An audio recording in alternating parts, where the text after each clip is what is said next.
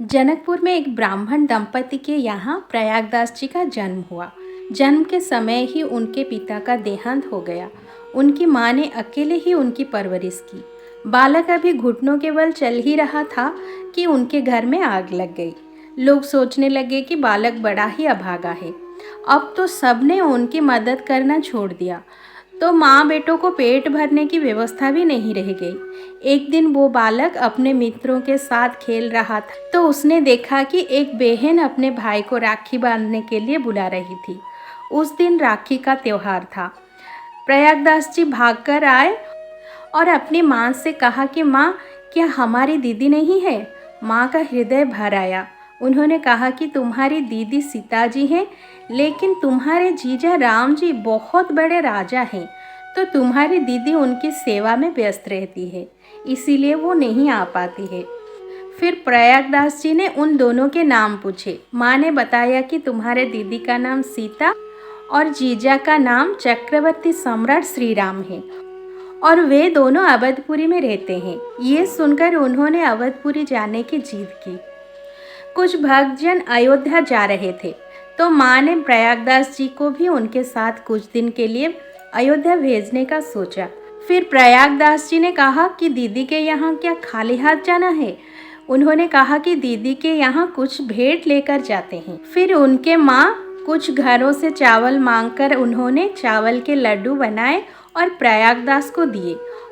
और प्रयागदास जी दीदी और जीजा से मिलने के लिए बहुत आतुर थे। जब वो अयोध्या पहुँचे तो राजधानी देखकर एकदम प्रसन्न हो गए। वो सबको अपनी दीदी और जीजा का नाम बताते और उनका पता पूछते। सब उनको बालक समझकर उन पर हंस देते। कुछ लोगों ने उन्हें जनक भवन, अयोध्या का एक प्रसिद्ध मंदिर है जिसका नाम है जनक भवन, कुछ लोगों ने उन्हें जनक भवन भेज दिया। फिर वहां जाकर उन्होंने अपनी दीदी और जीजा का नाम बताकर पूछा कि वो कहाँ हैं। पुजारी ने मूर्ति की तरफ इशारा किया। उन्होंने कहा, मुझे मूर्ति नहीं, मुझे मेरी असली दीदी चाहिए। पुजारी ने सोचा ये बालक है और हट कर रहा है और हंस दिए। फिर प्रयागदास जी बाहर बैठे रहे और संतों को अपनी दीदी और जीजा के बारे में पूछते रहे।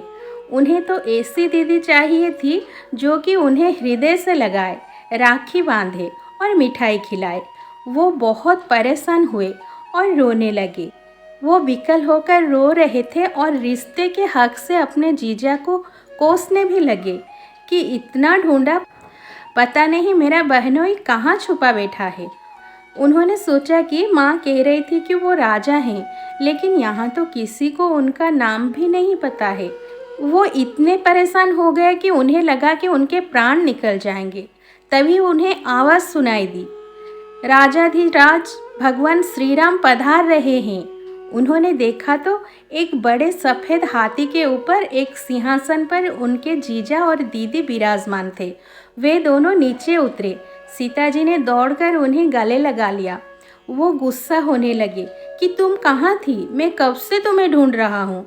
सीता जी ने कहा कि सबको हमारा पता नहीं मिलता, कुछ विशेष लोगों को ही हम जान पाते हैं। सीता जी ने उन्हें राखी बांधी और पूछा कि माँ ने हमारे लिए कुछ भेजा है क्या? उन्होंने वो चावल के लड्डू दिए।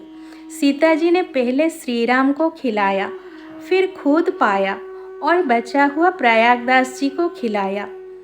प्रभु का प्रसाद पाते ही उनका सारा अज्ञान नष्ट हो गया और उनका रोम रोम आनंद से भर गया।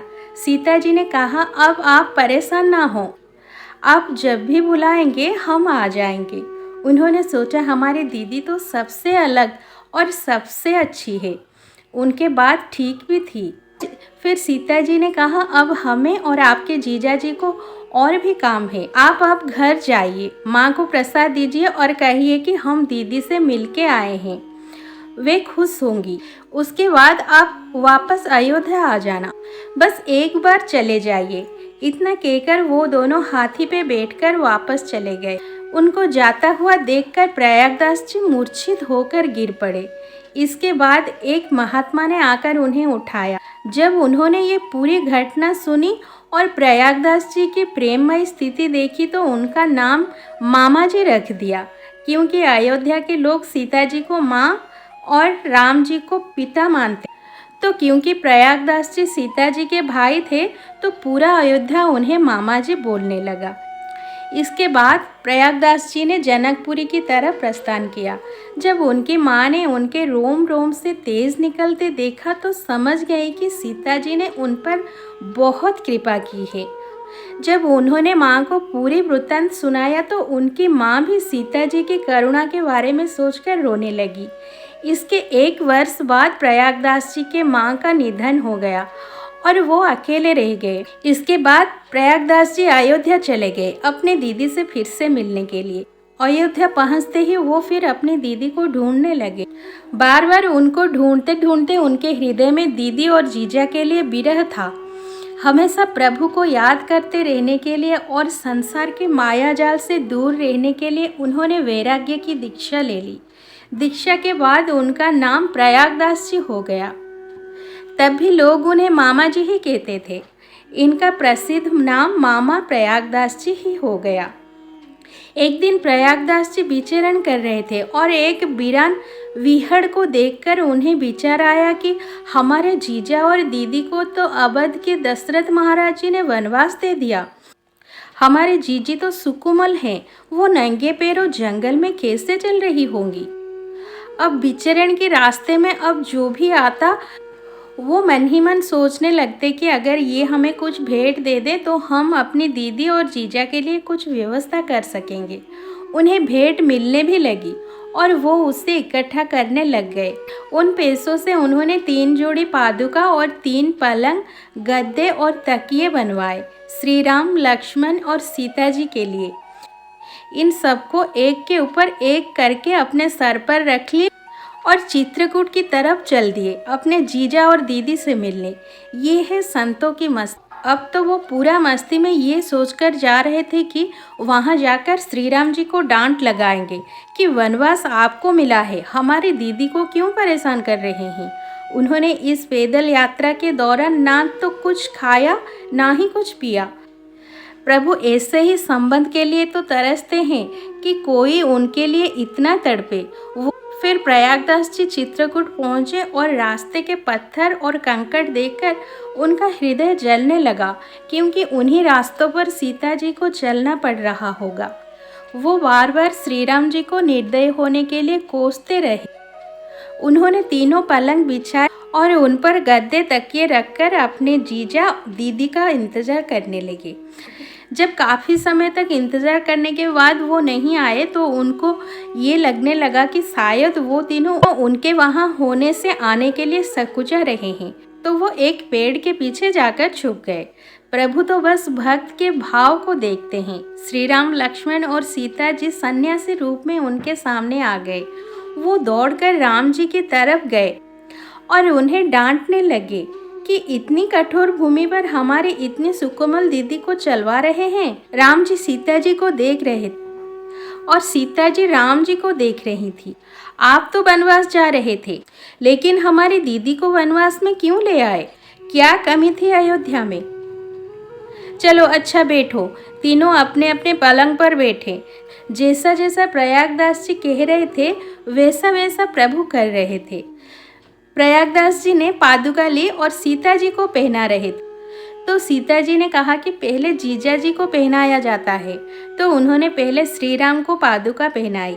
ये कोई मनगढ़ंत कहानी नहीं है, ये केवल 200 वर्ष पहले की सच्ची घटना है। फिर मामा जी ने तीनों को पादुका पहनाई और पलंग पर बिठाया और आंखों में आंसू भरकर तीनों की शोभा देख रहे थे। मन ही मन वो सोच रहे थे कि अब हमारी यही सेवा रहेगी कि ये तीनों जहाँ जहाँ जाएंगे हम इनके साथ सर पर पलंग लेकर चलेंगे और इनकी सेवा करेंगे। प्रभु श्री राम ने कहा, हमें वनवास मिला है, इसीलिए हम रोज़ तुम्हारे पलंग पर नहीं सो सकते। आज तो हम तुम्हारी इच्छा पूर्ति के लिए बैठ गए। अब तुम इन पलकों पर सोना। हम ये पादुका भी रोज़ नहीं पहन सकते। सीता जी ने कहा कि तुम चिंता मत करो, हम तुम्हारे जीजा के साथ बहुत सुखी हैं।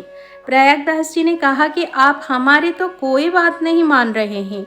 लक्ष्मण जी ने कहा, चाहिए तो अकेले हम आपके साथ चल सकते हैं। प्रयागदास जी खुश हो गए कि आप ही चलो, हम आपकी ही सेवा कर लेंगे। लक्ष्मण जी ने कहा, हम चल तो लेंगे, लेकिन अगर श्री राम चले तो। प्रयागदास जी ने कहा, हमारे साथ मजाक ना करें। श्री राम ने कहा, आप ये पलंग लेकर अयोध्या जाओ, इस पर सो, मस्ती में रहो, हम वनवास खत्म होते ही आपके पास वापस आ जाएंगे। दीदी ने भी जाने का इशारा कर दिया, तो उन्होंने सारे पलंग वापस एक के ऊपर एक लेकर अपने सर पर रखे और वापस चल दिए। वो तो भाव में डूबे हुए थे, तो उन्हें विश्राम करने की भी सुध ना रही। वो जाते जाते सोच रहे थे कि कैसे विचित्र बहनोई है हमारा, कम से कम हमारी दीदी को तो वापस हमारे साथ भेज सकते थे। कोई भी हमारी बात नहीं मानता। इतने घोर जंगल में हमारी दीदी को लेते चले जा रहे हैं। ना जाने कैसे हमारी दीदी इतनी कठिनाइयों में रहेगी। बड़े नियमी बनते हैं, कहते हैं कि पलंग पर नहीं बैठेंगे। फिर उन्होंने मंदाकिनी नदी में स्नान किया और वापस अपने पलंग आदि को उठाया। अब वो पलंग पलंग थोड़ी ना रहा, उस पर प्रभु बैठ चुके थे। अब वो पलंग फूल से भी हल्का हो गया था। उस पलंग को लेकर मामा जी थोड़ा आगे चले तो अयोध्या आ गई। उन्होंने सोचा कि अभी तो चित्रकूट में स्नान किया था। उन्हें लगा कि उन्हें समय का भान नहीं रहा। जीजा जीजी के कृपा से उन्हें चलना ही नहीं पड़ा। वो सीधा चित्रकूट से अयोध्या पहुंच गए। अब वो जिस भी संत से मिलते सबको राम जी की शिकायत करते और सब संत उनके वचन सुनकर आनंदित होते, क्योंकि सबको पता था कि वे भगवत प्राप्त महापुरुष थे।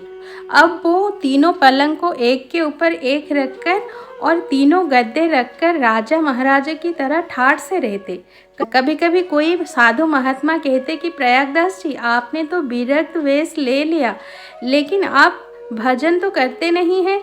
तो प्रयागदास जी बोलते थे, पता है हम किसके साले हैं? श्री राम के।